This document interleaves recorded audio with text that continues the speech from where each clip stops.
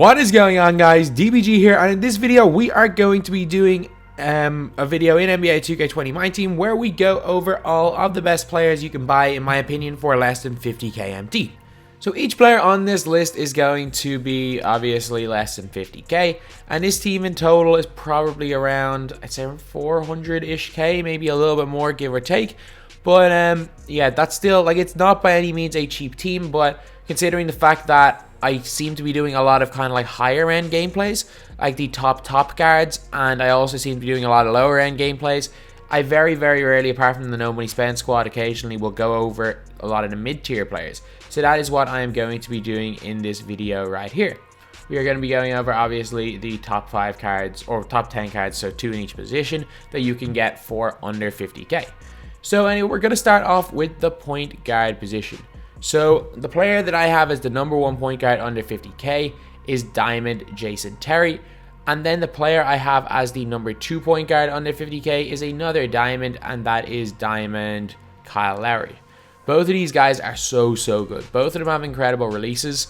They are both, I'm pretty sure Lowry's a little bit under 30k, whereas Terry's a little bit over 30k last time I checked. Jason Terry, 6'2", 99-92. Kyle Lowry, 6'1", 95-94. But even though obviously the offense defensive overalls are a little bit different, they both kind of do similar things. So 11 Hall of Fame badges for the Jet. He's got Hall of Fame range extender. He's got Hall of Fame quick first step and Hall of Fame dimer, which are unreal badges. 26 golds, including gold clamps, which is 100% needed for a point guard. He's got gold interceptor, gold off ball pest, gold downhill. He's got gold deadeye, gold green machine, gold quick draw, gold floor general. He's got a great driving layup, great mid-range, and 3-ball. He's got a driving dunk of only 49, though. I'm pretty sure, I don't even think I've dunked with him. Like, he says he's 80, but I can't actually remember ever dunking with Jason Terry. He's got 95 ball handling, great passing stats, great steal and perimeter defense, unbelievable speed to ball acceleration, and 90 lateral quickness. So he's a really solid overall defender, and obviously with range extender, his jump shot, he's going to be a good offensive player. I don't know if the meta of the game will change too much with the explosive behind the back gone, but I don't use that move too, or with the explosive behind the back apparently about to go, but I don't use that move too much, so I wouldn't necessarily say it'll affect me too much anyway. But Kyle Lowry, 95-94, 9 Hall of Fame badges. Hall of Fame floor general is a really big one for him. He also has got Hall of Fame dimer, got tireless defender, giant slayer, gold clamps as well. Gold tireless shooter. He's got gold range extender and gold quick first step, which is a little bit worse than the Hall of Fame that Jason Terry has. An inch smaller as well. He's got a good driving layup, great mid-range and 3-ball, and a really nice release. I'd say Lowry's released a slight bit better than Jason Terry's. Passing and ball handling really good. Obviously steal and perimeter defense as well, really good.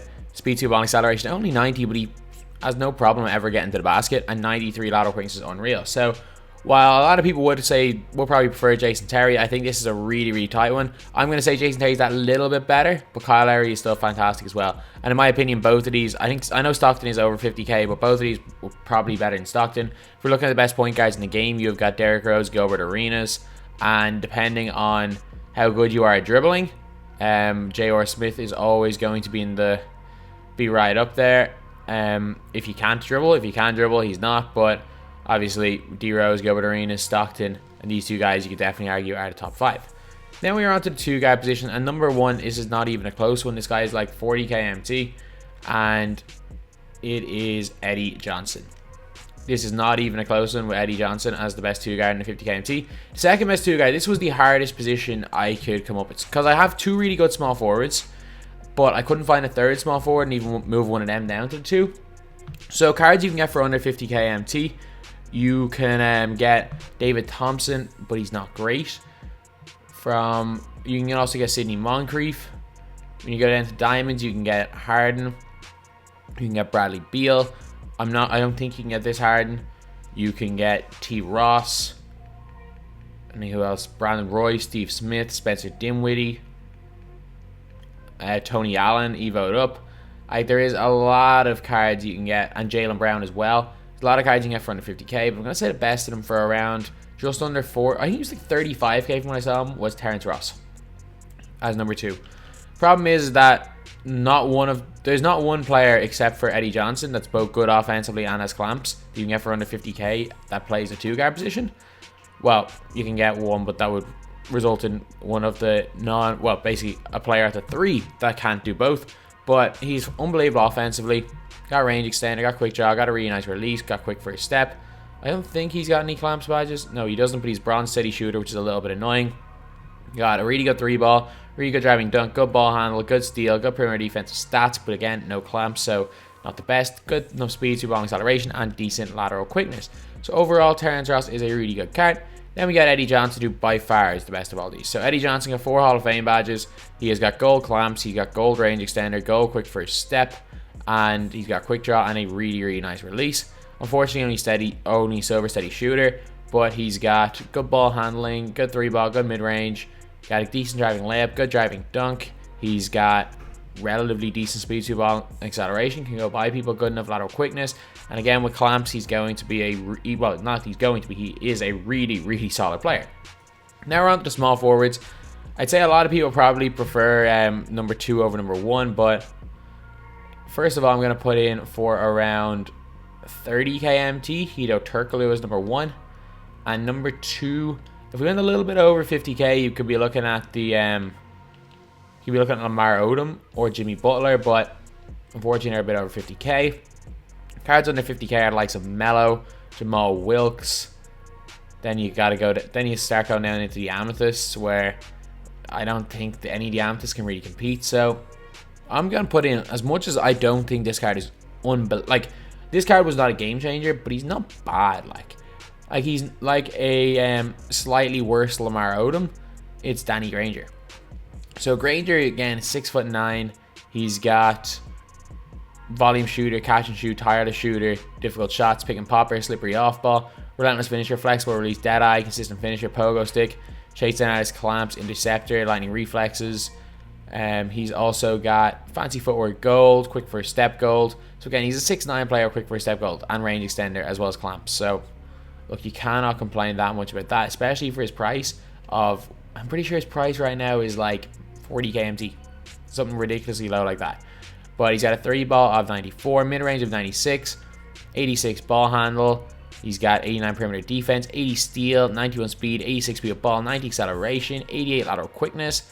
And yeah, so like he's going to be able to shoot the ball really, really well with a solid 3-ball. His post game isn't the best. Going to be a good dunker. Going to be able to burn people. Handle is not good. I'm just saying it right now. Handle's not good, and he does not move like he did in NBA 2K19. But you know what? This card is not the worst. So he should be fairly decent.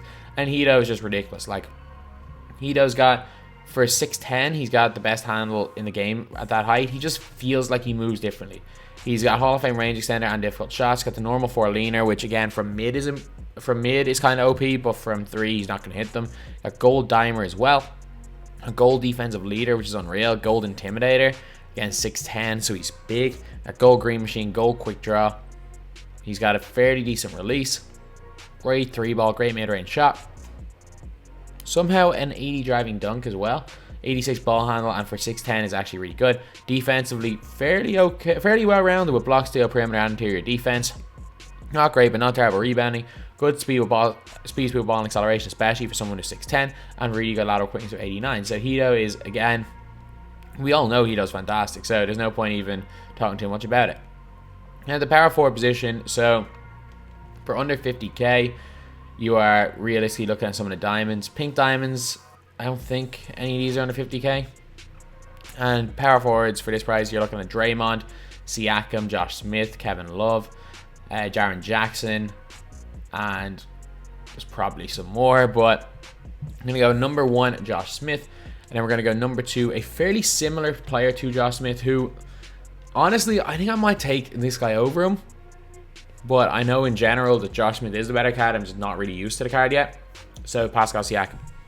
So both of these guys are 6'9". They're about the same height. Siakam, 96 defense, 94 offensive overall. 7 Hall of Fame badges, catch and shoot corner specialist, defensive leader. He got gold clamps, gold intimidator. He's got gold interceptor as well, gold quick draw. And when he gets a wide open shot off, he's going to hit it most of the time. He's actually got a fairly good release. Got a 3-ball of 88, mid-range of 87. No post game at all, which isn't great. He's got 80 driving dunk, which is good. Good standing dunk as well. Fortunately, only ball handling of 69. Again, really well-rounded defense. Good block, steal, perimeter, and interior defense. Great rebounding stats. Really good speed, sweep ball, and acceleration, and lateral quickness of 85 is pretty good. Josh Smith, however, stats-wise, just way better. So, like, you're looking at Siakam, 94, 96. You're looking at Josh Smith now, 97, 96. 10 Hall of Fame badges for Smith. He's got Intimidator as well. Hall of Fame, which is huge. Defensive leader, only gold, though. He's got Hall of Fame, sorry, he's got gold clamps. He has got, pretty sure he's got quick first step gold. Yeah, quick first step, so you can burn people. That is an important one. And Green Machine as well. He is a decent 3-ball or 3-point shooter. A bit better in the post than Siakam. A much better dunker than Siakam. He's also got 86 ball control, which is big, and also quick first step, so he can go by people a lot better. Much better with block, steal, and perimeter defense. Interior defense kind of similar. Rebounding, Siakam's better, but Smith is still really good. And again, Smith's interior defense still fairly good. Great speed, speed ball, and acceleration. Well, great speed and acceleration, decent speed of ball, and great lateral quickness of 89. So, while right now I think I take Siakam over him, I'm pretty sure that once I get used to Josh Smith and used to using that card, I won't be able to make the argument that Siakam is better than Josh Smith, to be completely honest, because there is literally nothing except for shoot wide open that Siakam does better than Smith. And now we're on to the center's position, and both of these guys are around these guys here, Siakam is around 30 kmt, Josh Smith is around 35 kmt, I'm pretty sure. And okay, so these last two guys are both around 40-ish kmt. I think for one of them is actually close. I don't know, one is probably 45, the other is probably like 37. So we're gonna go diamonds, and I'm gonna put Embiid at number 1, and at number 2 I'm gonna put slightly worse Embiid, and it's going to be Deandre Aiden. Funnily enough, like Deandre Aiden, I did manage to pick him up for just over 20k, and now he's going for nearly 40k. So I make a pretty good profit on Deandre Aiden if I sell him, but I don't know when I'm going to sell him, especially because the tournament qualifiers are coming up next weekend. So it's going to be a fairly long grind anyway for me on that. But Joel Embiid, 96, 94, 7-foot tall big man. He's got Hall of Fame back down Punisher, post mid ignition Hall of Fame. Great goal badge as well, like quick draw. He's got Intimidator, post move lockdown. Got stopping. He's a stop and go goal, really? All right. Got a solid post game. He's got a good mid range, good 3-ball. Release is really nice. Driving of 85 is good. Good block, good interior defense, and okay speed ball for center and acceleration. But he feels way faster than that, and really good rebounding stats. Lateral quickness of 69 is not great, but again, it feels way higher. Then we got Deandre Aiden here. So Deandre Aiden has got 26 gold and 7 Hall of Fame. His Hall of Fame badge is back down Punisher, moving truck, post sprint, ignition, box. 26 gold. He's got a catch and shoot, defensive leader, intimidator. So like they are fairly good badges to have. Like he's also got tireless shooter and quick draw and green machine. Like he basically, this New Year's resolution set suddenly made him a shooter. Like he goes to an 88 3-ball, and again, really good release. Not as good, quite as good in the post as Embiid, but it still feels fairly decent. Got a great mid range as well. He's got not a great driving dunk, but you don't really need him for that. Got a really good block at 95. Not great interior defense, but again, if you've got a high block and you've got intimidator and defensive leader and stuff, he feels fine on defense. Got much better speed. Well, actually no, he's got slightly better speed, ball, and acceleration than Joel Embiid. Really good rebounding, and lateral quickness for 61 is not great. So anyway, yeah, that is pretty much it. This team is full of what I used to call perfect players, or what I pretty much call perfect players, except for Terrence Ross. Take out Terrence Ross, and 1 through 3, you've got 3 guys that have clamps, have range extender, have quick first step, and obviously quick draw.